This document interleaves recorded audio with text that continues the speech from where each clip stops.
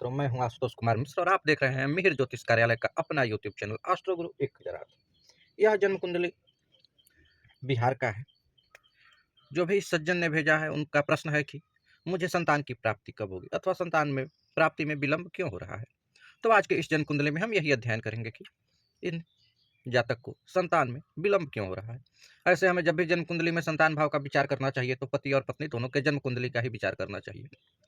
लेकिन इस जातक के पत्नी के पास जन्म कुंडली नहीं था, तो हम सबसे पहले आरंभ करते हैं। तो देखते हैं यहाँ पर यह जो जन्म कुंडली है यह तुला लग्न की है। किस लग्न की है? तुला लग्न की यह कुंडली है। और अब तुला लग्न है तो यहाँ पे पंचम भाव यह हुआ। अब तुला लग्न के लिए जो पंचम भाव है वह होता है कुंभ, यानी कि पंचम भाव जो है वह कुंभ राशि है। और कुंभ के स्वामी या पंचमेश शनि होते हैं।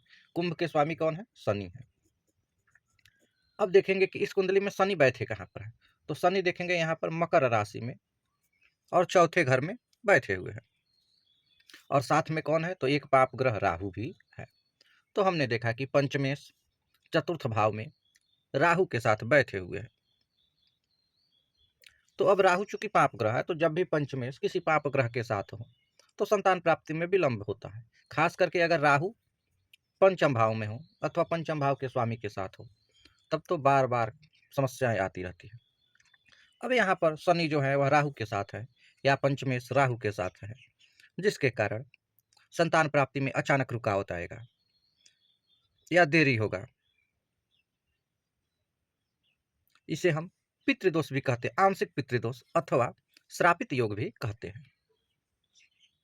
अभी तक हमने पंचमेश की स्थिति को देखा। अब उसके बाद हम पंचम भाव में स्थित ग्रहों को देखेंगे। तो यहाँ पर आप सभी लोग देख रहे होंगे कि बुध और सूर्य एक साथ है। और जब बुध और सूर्य एक साथ हो तो यहाँ पर तो बुध आदित्य योग तो बनता है। लेकिन यहाँ पे आप सभी को पता होगा कि जो कुंभ है, चूंकि कुंभ के स्वामी है शनि और सूर्य शनि के क्या है? शत्रु हैं। तो हम इस प्रकार से कहेंगे कि सूर्य अपने शत्रु राशि में बैठा हुआ है। तो और सूर्य जो है वह खुद एक पाप ग्रह है।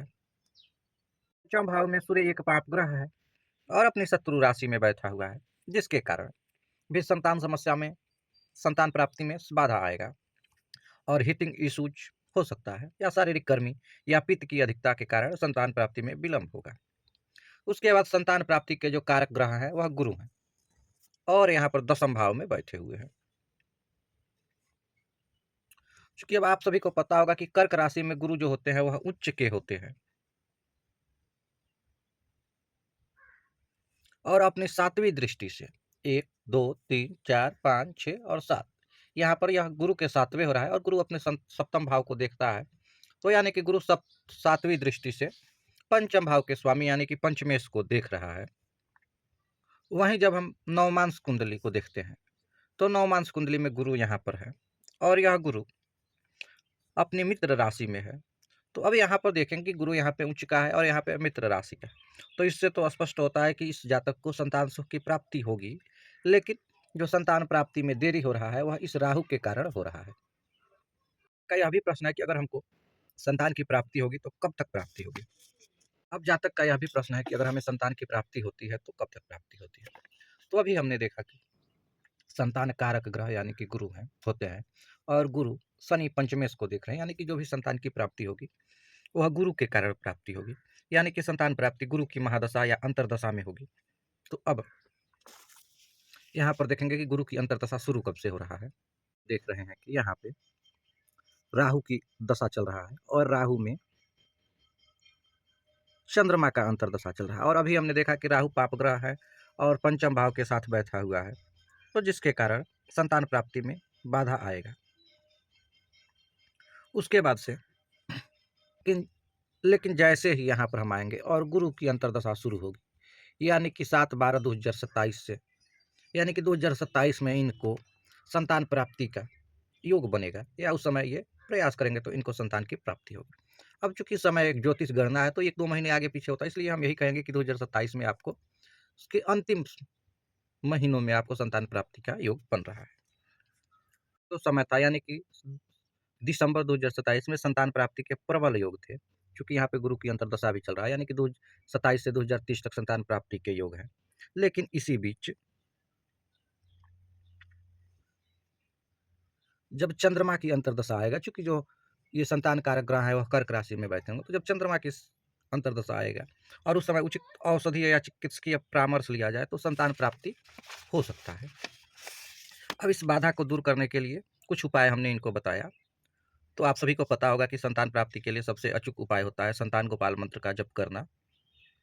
फिर चूंकि राहु और शनि के कारण, पितृदोष के कारण यह संतान प्राप्ति में बाधा आ रहा है, तो इनको त्रिपिंडी कराना चाहिए।